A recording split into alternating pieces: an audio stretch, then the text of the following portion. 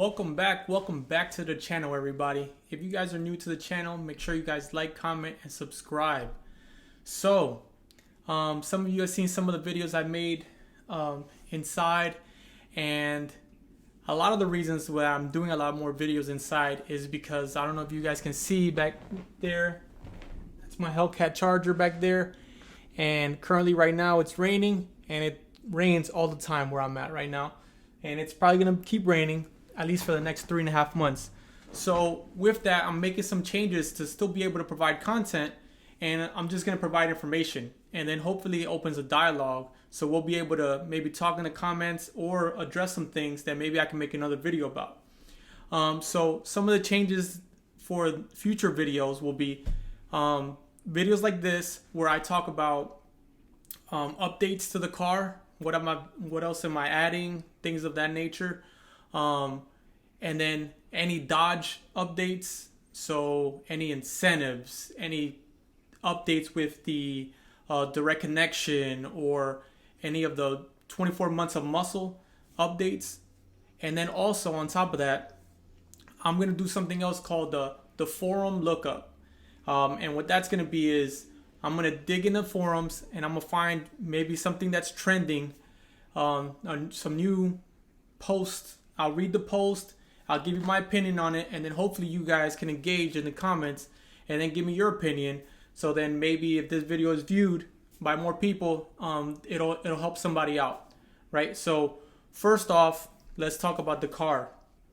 So if you've watched my previous videos, this is a 2021 Dodge Charger Hellcat, non-Redeye. So I got the car in July. So I'll be coming up on 6 months pretty soon. So I'll give you an update on, what I think of the car, different things that I've noticed in the last 6 months, in a couple videos down the line. But so far it has a leg maker intake. It has the carbon mid mufflers, and then it has the carbon tips. And basically that's it. I haven't done, and a JLT catch can. So those are the only things that I've done to the car so far. I am looking into this direct connection, so more to follow. Hopefully once they announce the power brokers or the locations where you'll be able to do that stuff, hopefully it's somewhere near me. So with that being said, those are all the updates for the car right now. I haven't really done anything. I'm kind of in a dilemma, guys, so let me know in the comments. So the car, obviously it is a 717 horsepower monster, and I would like to either take it to a drag strip, and we do have a road course here, but I don't think that's going to be the primary focus of the car. I'm thinking that with this car, unlike some of my previous cars, I think I wanted to maybe hook it up more for aesthetics and for show. So I am looking at some, different splitters, side skirts, diffusers, things like that to make it stand out a little bit and make it look nice.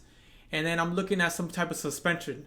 Let me know what you guys, if any of you guys have dealt with, air suspension or springs. I've heard some mixed reviews about springs, that it can jack up your axles and stuff in the back. So I don't want to mess too much with the car as far as damaging it, right? But I am looking into airlift suspension. So we'll see, more to follow on that. And so let's start off with some information. So right now, Dodge is still advertising their 2021 models. They have updated their page, and they do show the 2022s. But currently right now for the 2022s, there are no incentives. So right now, Dodge is calling it the Start Something New event. And basically, they're still wanting you to buy and order 2021s before you get the 2022s, because those are the only ones that they're providing incentives for. So the incentives that they're providing right now are basically the exact same incentives that they had for the last, I don't know, even before I got my car. So last 6-7 months, which is for the Durangos, it's a 0 APR for 48 months. What else? What we got here? Or $1,450 retail cash plus $1,000 bonus cash plus 750 Chrysler Capital bonus cash. That's if you finance it through Chrysler Capital. So that comes out to about $3,500 worth of incentives. So that's what they're offering for the Durango.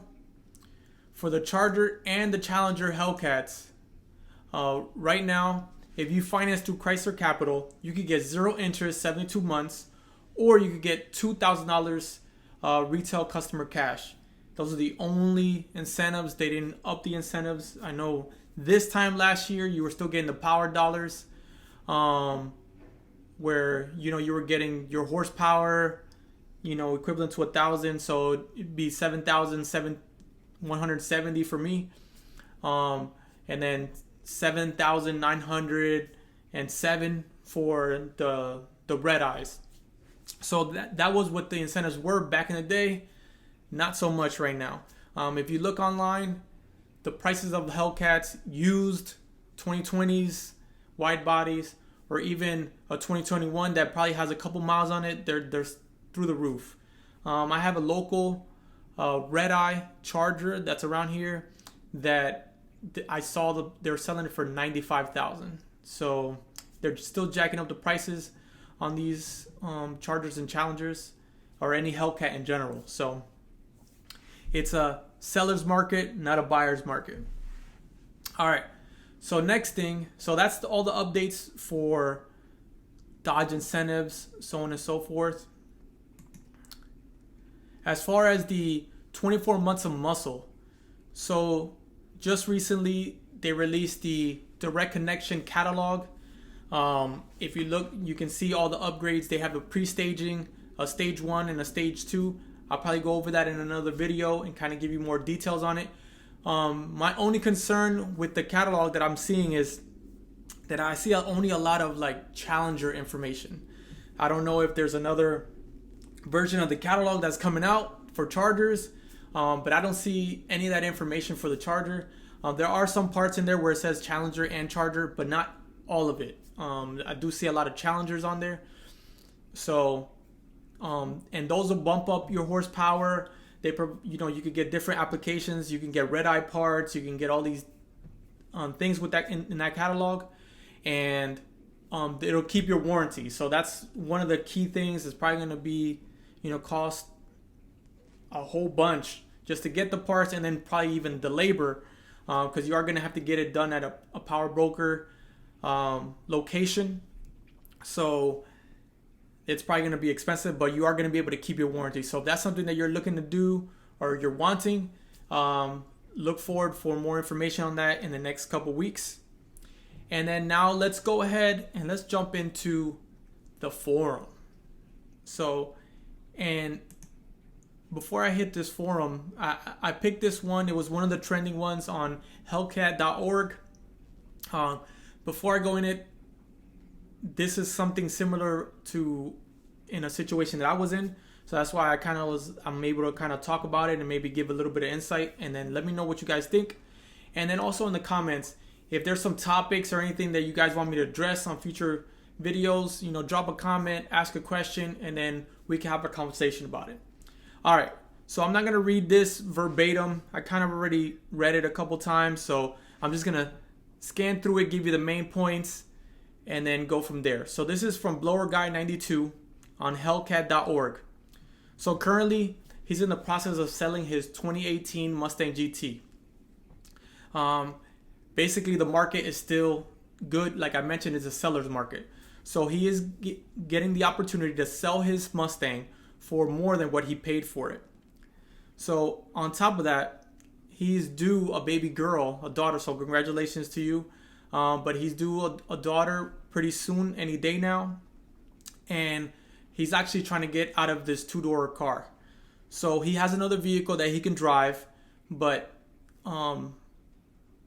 they also he wants to trade in the Mustang, especially since now he can. And then the question is, because he doesn't want to compromise on power and just get a Honda Accord or something like that, is getting a Hellcat Charger, because it has 4 doors. And so the question is, should he get a Hellcat Charger Widebody, the regular one, or the Redeye.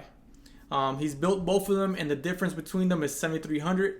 He's saying that he could afford both, but struggles with the fact that he doesn't know if he's going to need that extra power. So he's considering both. He's up in the air. All right, so he says he lives next to a track, so he might be taking it to the track, but it's not something that he's going to do very often. Maybe half dozen times a year. He does live in the Northeast, so he does deal with inclement weather, but he does have the ability to leave it stored in for the winter, and he has another vehicle that he can drive, which I mentioned before. So basically, what he's asking, Redeye Charger or Charger Hellcat or Redeye. So this was something that I dealt with when I was building my car. When I was building my Charger, it was a big thought process that I went through, and I was like, do I need that extra power?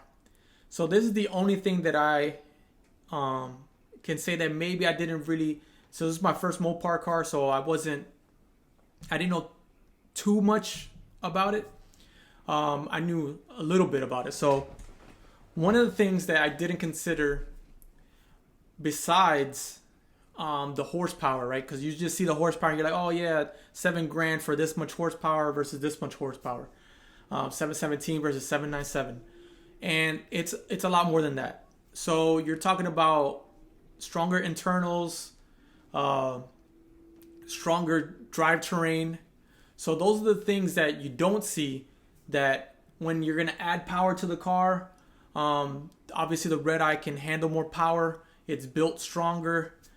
So those are just the little things. Now, if you're going to just keep the car mainly stock, you're going to add an intake, maybe an exhaust, maybe a stage 1 tune, not go too crazy, 85, upper, lower pulley, this, that, where you're going to have to change your drive shaft, which I think even the Redeye, you're going to have to change the drive shaft just to be on the safe side. I think that the Hellcat Charger is more than enough vehicle. And the fact that they're still offering it and not just offering just the Redeye makes it that it is something that people are still buying, right? So I will tell you that one of the most annoyingest things about owning my car is the fact that I get random people come up to me and they're like, hey, is that a Redeye? And it drives me crazy. And sometimes it almost sounds snobbish to say, no, this is the regular Hellcat. Most times they're like, oh, I mean, it's still Hellcat, regular Hellcat. And then sometimes I think, like, dude, how do you know what a Redeye is, but you just don't look at the car and notice, oh, there's a Redeye in the badge or something like that, you know? You just ask, like, oh, is that a Redeye? So that kind of drives me crazy. Sometimes I have an answer, though. No, it's not a Redeye. It's the regular Hellcat Charger. So if that's something that's going to bother you, and like you mentioned, it might be you can afford both, and it's something that you think you're going to modify a lot more than what it is stock, I would say go with the Redeye. But if it's something that you're going to keep mainly stock, and you're going to track it maybe once in a while, and it's going to be stored in the winter, I think that the Hellcat Charger Widebody is a great option, and it's something that, if done again, I would still do, and I would lean towards that. I wouldn't get the Redeye, but you know, if it's something that you can do and you don't want to feel a certain kind of way, then go with the Redeye. But from experience, I don't use those 717 horsepower to the fullest. So I don't see how you're going to use the 797 either, unless you're like super aggressive, freaking street racing all over the place and doing all this stuff. Yeah, because I think even the Scat Pack is a beast. So, and that's more than enough for the roads. So that's my 2 cents. Let me know in the comments what you guys think. Maybe you guys can provide some insight to Blower Guy 92 on Hellcat.org and provide them some information. So, all right, guys. So I'm gonna try to maybe even make this like episodes or something, weekly updates. I might do this twice a week. Let me know in the comments what you guys think. What can I add? Questions you guys might have that I could bring up in another video. And then thank you for all the support. This last year, gained 700 subscribers. So I'm extremely grateful for everyone that tunes in, that puts a comment in, that likes the videos, that shares the videos. I greatly appreciate it. And hopefully the channel can grow and I can continue to get more comfortable. I don't do this for, a whole bunch of like I'm trying to make a whole bunch of money off of YouTube and stuff. This is something for me to express myself and to just go out there and put content out there, right? So this is what it's a hobby, right? So, and I'm trying to do different things and step out of my comfort zone. So putting videos out there and talking and receiving sometimes negative comments, it's a little hard at first. I'm starting to get used to it a little bit. But I do appreciate everyone. I do reply back to every comment, good, bad, whatever.